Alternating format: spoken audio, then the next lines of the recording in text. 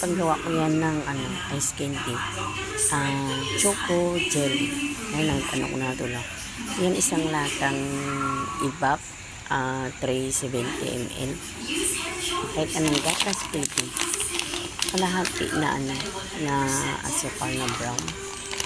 Pwede rin puti. Pwede din ganyan, yung swash. Ayan ang cocoa. Kahit anong cocoa pang brand. Balot ng ice cream. Tapos 2 liters na tubig. Ayan. Tapos ito, inano ko na yung jelly. Ilalagay ko na yun sa rep. Ayan. Nakaready na ang kaldero. Kay butang ko ang cocoa. Ako nga tunawon.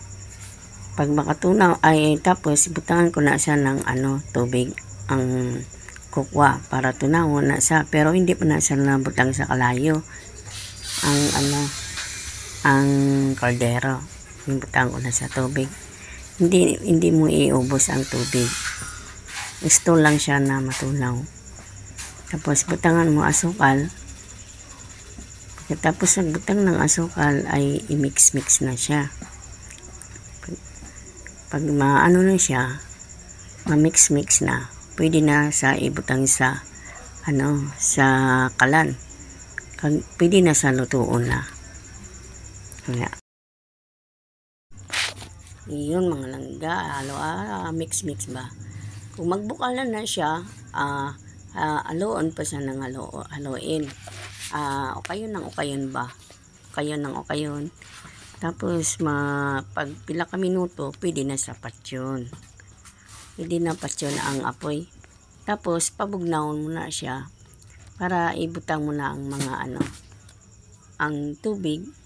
Ibutang mo ang tubig na natira to sa 2 liters. Tapos, para yung mga ingredient, imimix na natin. Ayun, ganyan. Na siya. Tapos yan, naging pabugnaw ko na siya. Tapos, magulat ng magbugnaw pagid. Kasi hindi nakaano ang tubig nga nabilin.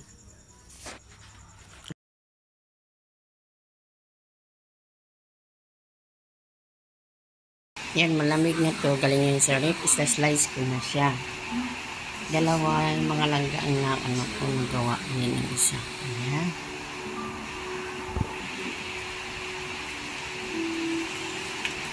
Balanikisin ko lang kasi gawa ko ng ice candy.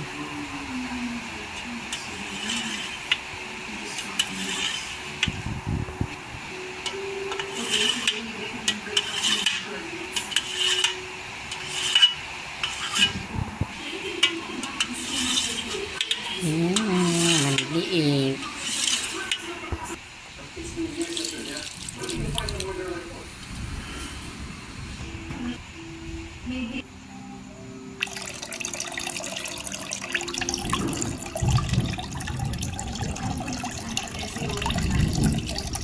Chocolate. Chocolate milk.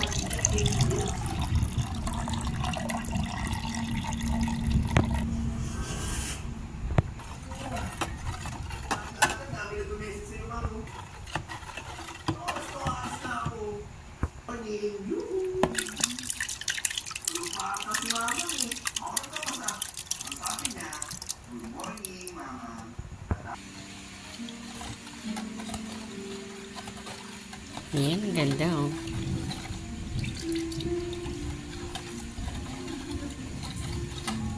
Chocolate ice candy.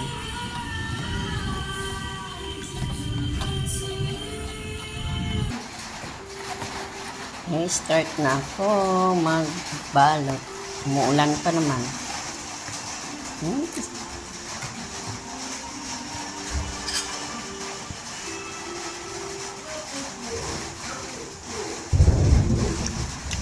Sarap. Sarap, hindi pa na ice candy, masarap na. 1/2 cup na sa akong nga gin sukat na para pare-pareho mga langga. Pero depende man na sa inyo kung palakoon nyo o palabaon o hindi. Kung kanon, wala na diferensya. Tapos yun. Tapos kinanglan, maano ka din magbugkos ba o maghigot sang agogo. Agogo ni tawag sa amon. Ice candy ni siya. Pero sa Ilonggo ay agogo. Ginapalibot-libot ko na siya. Tapos mo paghigot. Aron, ayan, tapos na. Dali mo lang sa kaso lang.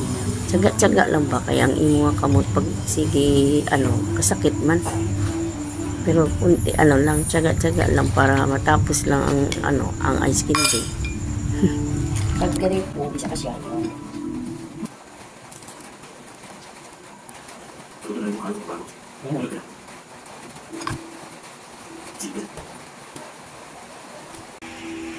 Yan. Ganda tingnan ng mga mangga.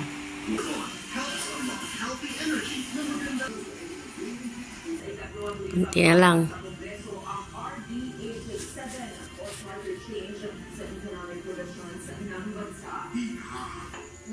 Finish na.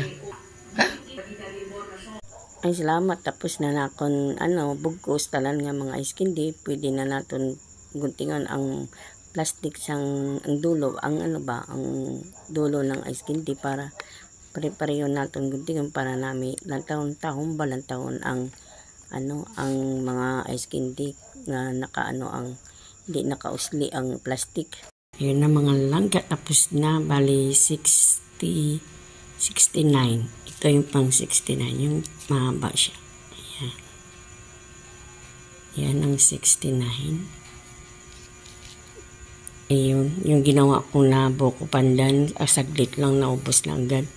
Ito naman ang ginawa ko ay choco jelly naman. Choco jelly with milk din. Ayan. Ayan. Tapos na, ilagay ko na siya sa freezer para bukas ay titigas na.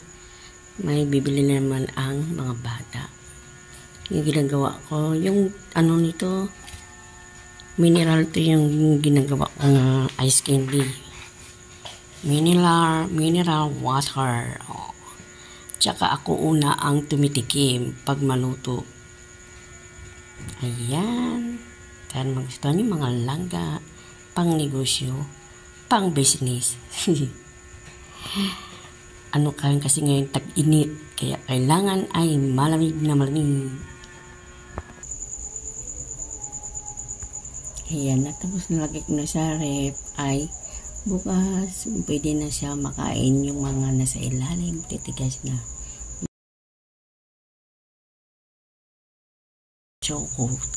Choco ice candy with milk with jelly. Ayan. Sarap. Yummy. Lasang cook. Choco yan, di ko? Pero lasang cook sa akin eh. Naman ay yung choco yan parang may flavor na herbs. Herbs ba yun?